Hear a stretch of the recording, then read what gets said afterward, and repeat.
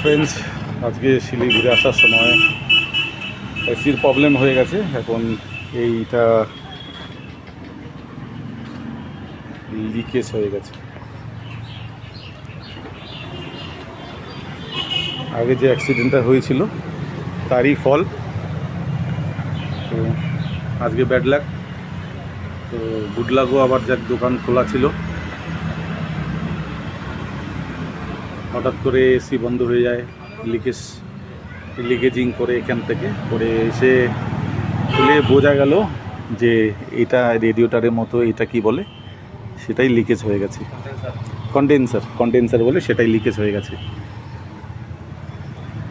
তাই একটু সময় লাগবে, ঠিক হয়ে যাবে।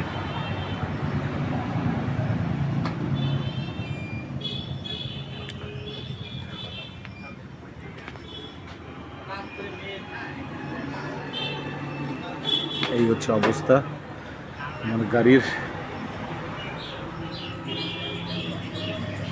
সব পাট খুলে বার করা হলো।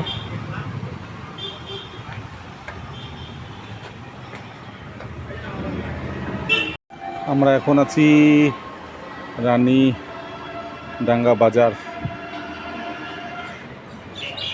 এই যে ভাইয়ের দোকানে, এখানে মেরামত করা হচ্ছে গাড়িটাকে।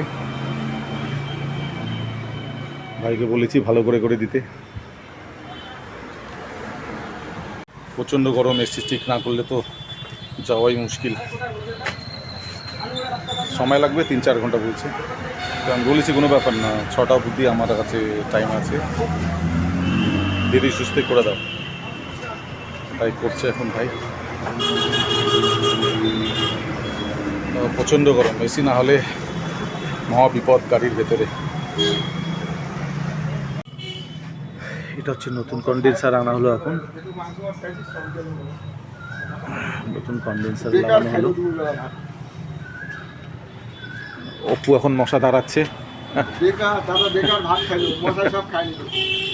তো ও তো এরকম হবেই। এখনো ফিটিং হয়নি, চেকিং চলছে।